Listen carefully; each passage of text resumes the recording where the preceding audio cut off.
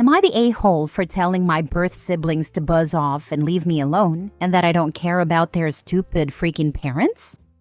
I 20s male, was adopted as an infant. I was actually found in an alley, and when my birth family didn't come forward to claim me and nobody knew who I was adopted. Thankfully, I was an infant at the time, so I didn't have a long foster care experience. I was placed in the alley without anything to keep me warm, in a low visibility area, and there were no signs that I was lovingly placed. It basically looked like I was thrown away like trash. I've seen some old newspaper clippings about it. The story was told to me gradually throughout my childhood. My parents were always open about my adoption. I never felt like an outsider.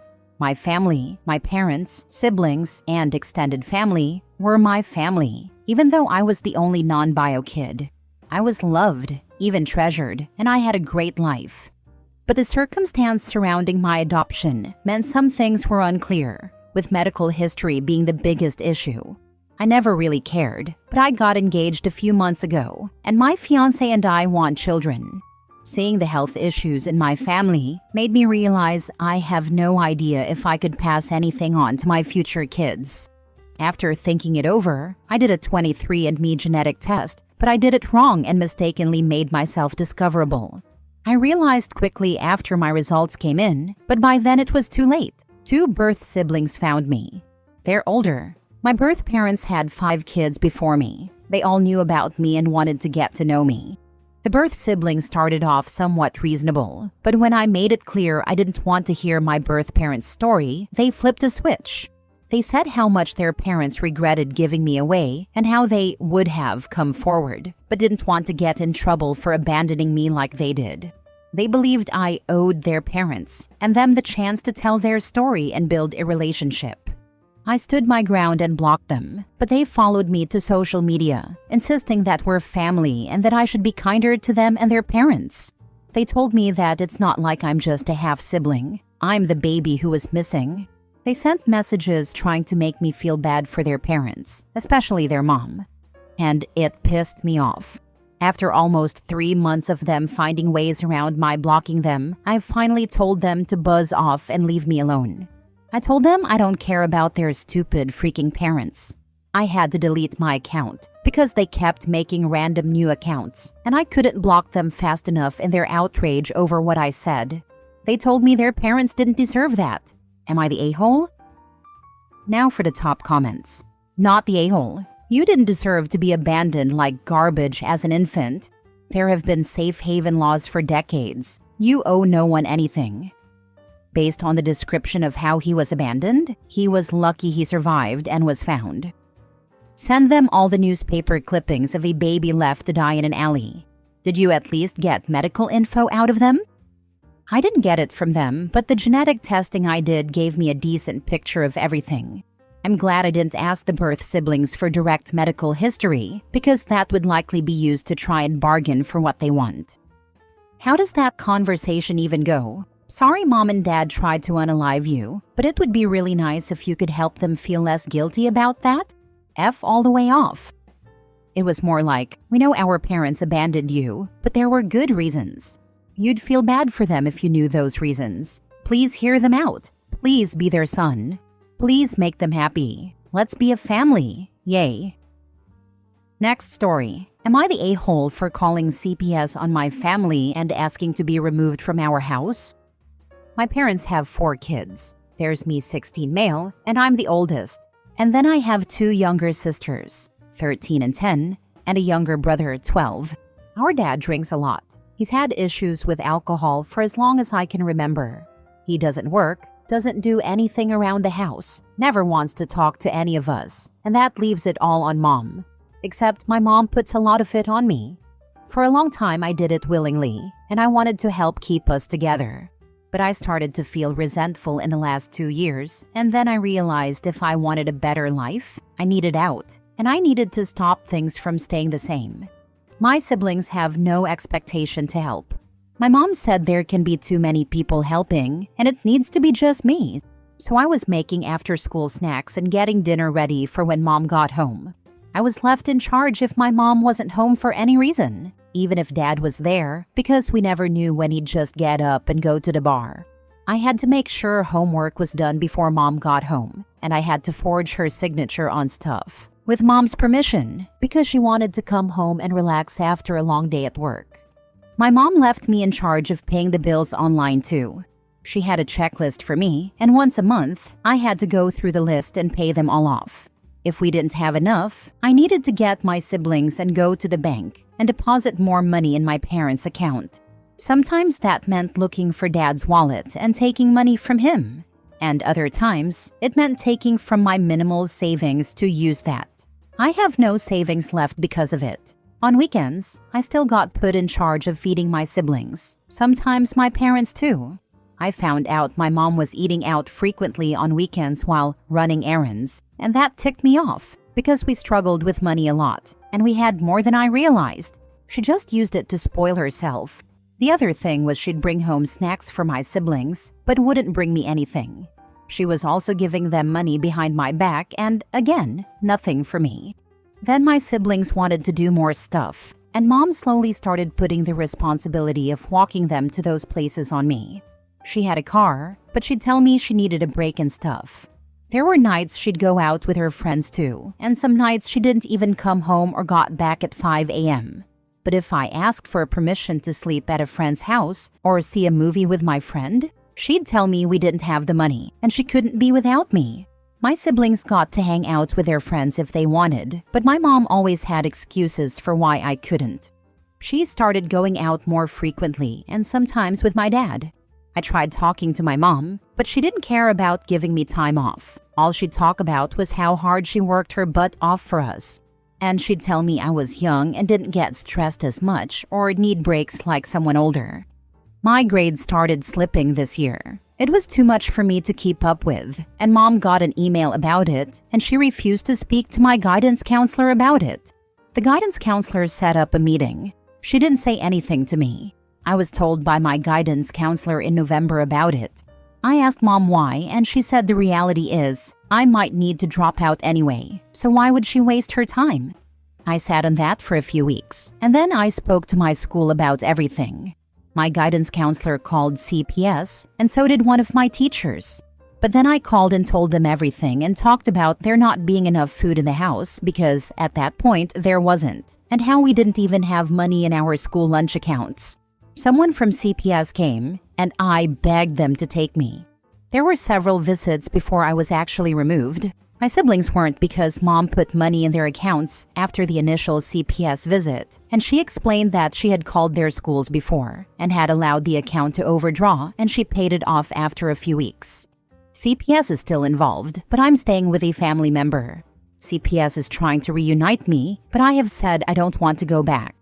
On top of all the stuff with my parents, my siblings have turned into really crappy people who don't care about me. Guess our parents taught them that, but I don't feel the need to save them anymore, or even care if they get put through what I was. At the start of the month, my mom and siblings figured out I was the one who called. Some of the details brought up finally connected in their heads, and they're mad at me. Mom said I was doing better than a lot of kids, and my actions came across as those of a spoiled brat. She told me the fact I asked to be removed spoke about what my character is and how easy I find it to abandon my family. Am I the a-hole? Not the a-hole. Good for you. You went to an adult and got out. Thanks. It's really daunting going to someone and saying I have a crappy home life and I'm being neglected, but I knew I needed to speak up or my life would never get better. I'd be dropping out and unable to do much with my future. What I am about to say is not your fault or responsibility. I need you to understand that, okay? Your mother made you her co-parent. You are gone, and no one else in that house is responsible or knows how to do what you used to do. She's holding it together now, but it won't be long before she can't. Now that you contacted CPS, your mom and the other kids are on their radar, which hopefully means when things start slipping, CPS will catch it quicker than if you had just left without saying anything when you turned 18. Good luck. I wish you the best in life. Thanks for not putting that on me. I don't know if others might, but I know people can be weird about claiming the oldest should feel some sense of responsibility for their siblings. Most won't ever have to live it to know how crappy that is to expect. It's bad enough when your parent does that and expects even more from you. Not the a-hole, and I'm sorry for what happened, and it took so long for them to remove you. This stranger is proud of you for what you did to protect yourself. Do you work? Can you become an emancipated minor and stay with a family member, or petition for them to keep guardianship? Keep doing what is best for you, and we are here if you need advice or someone to affirm you did the right thing. I'm looking for a job now. I didn't get the chance to work when I lived with my family because of how much I needed to do outside of school. Emancipation isn't looking like a possibility for me. I'm going to say I want to stay with a family member, or even another if I need to, but I was told it won't be up to me. Next story. Am I the a-hole for laughing when my dad's wife's sister humiliated her and made her cry? My dad's wife's family came to our house for dinner on Saturday. His wife and her sister ended up fighting over me, 16 male, and my sister, 14 female. Her sister was calling my dad's wife delusional and mentioned that she's been married 3 times to 3 men who lost their wives and had kids. She said she was trying to live out her mommy fantasy that she can't have with biological kids, but she could never accept or see that none of her stepkids care about her and that she only left her last husband when one of his kids pushed her down the stairs. And she always stayed longer and pretended she was a mom. She said it's clear to everyone except for her that my sister and I don't want anything to do with her and that she is holding on to a marriage where she'll be miserable when she realizes the 2 of us won't ever let her be our mom. Her sister also said the only difference between us and the old stepkids was the fact that we didn't do everything we could to make her life hell to get rid of her. But we looked repulsed whenever she tried to hug us or wanted to spend time with us. She told her to open her freaking eyes and get therapy. My dad's wife got upset and said it was so mean and asked why she was humiliating her by throwing all that stuff in her face about her ex-husbands, ex-stepkids, and not being able to have her own kids. It came up because my dad's wife was talking about my sister's birthday coming up in a week and how she wanted a mom and daughter shopping trip for the 2 of them. Her sister rolled her eyes, and that started them off. My dad's wife was really upset, but I laughed, and so did my sister. It was mostly because of how my dad's wife denied what her sister said and made it seem like we loved her and that she is a real mom. But the thing is, her sister is 100% right, and we don't see her as our mom or accept her as our family. Our dad loves her for real and has let her try to step all over mom's memory by trying to play mommy, inserting herself into our lives and making us celebrate her for Mother's Day and stuff. But we don't accept it, and we won't ever appreciate her or be glad she's here. If they divorce or dad dies, we won't even look at her again. I don't even care if she's doing it to try and make everyone happy. I hate that she won't accept no, and that when we tell her we don't want another mom, she does it anyway, because we need a mom, and crap like that. When my sister and I laughed, it made things worse. Her sister was like, "See?" And we were asked to speak up, and we said she's right. I said I didn't know all the stuff about before, but it was gross to try and replace dead moms because she couldn't have her own kids. My dad wasn't happy with us, and he ended up kicking his wife's sister out. Yesterday, he talked to us after he calmed down and said it was really mean to let our mom be treated like that. I told him she will never be our mom, and her sister was right that she's delusional for not seeing that we don't love or want her. He said we might feel like that, but laughing was cruel when she was so upset. Are we the a-holes? Now for the top comments. If your dad's wife has been married 3 times to 3 men who lost their wives with kids, she is delusional and her sister was right to warn you. She does not love your dad. She loves the idea of playing mother. Your dad is not helping either. He is enabling her dreams of being a mother. If I were you, I would be making plans to move out with your sister as soon as possible. It would not take much to get her completely unhinged. Not the a-hole. It is more cruel to constantly force 2 kids to accept a mother that they do not wish to have. Yep. Her sister also brought up the fact she's against dating men with kids but with exes, even if the exes are out of the kids' lives. She always goes for the guys with dead wives. It's so damn creepy. Your dad's wife sure knows how to pick them, huh? Flips to the obituaries. I got the full visual of a lady wearing funeral garb, licking thumb, flipping through a newspaper, furiously circling obits with a red pen and look of determination. Survived by 5 kids, I'm on my way. Not the a-hole. I wish parents read all these stories and learn not to impose mothers/fathers on grieving children. We all should try to be a little kinder with each other and respect the memory of the person that is gone. I wish my dad could have found someone who was okay with being a stepmom or just a dad's wife instead of a mom. He maybe wanted more, but I don't get why. He was married to mom before she died. It confuses me why he'd want to replace her like that. Last story. Am I the a-hole for not letting my mom be around my baby because she wants to have her affair partner around my baby? My 28th female, am having my first baby next month after years of infertility and treatment. Everyone is excited, and we are extremely happy waiting for the baby. I think my own mother is the happiest of all. However, I've never gotten along with her. I have a lot of trauma from my childhood with her, which I no longer resent but still remember. She did what she could with what she had. The issue right now is that she's been in a toxic relationship with my stepdad, whom she has been with for 25 years. He cheats on her and she refuses to leave him. Whatever, it's her life. But she has started to do the same, I guess, and has tried to involve me. She started talking to a guy who is supposedly cousins with my biological dad. My bio dad says he doesn't know him. The guy she's seeing asks too much about me, says he wants to meet me because we are supposedly family, and just inquires about me in a way that makes me uncomfortable. My mom has tried to make me talk to him and meet him. I've refused because I think she should leave my stepdad first. I've also asked her several times to stop talking to me about him.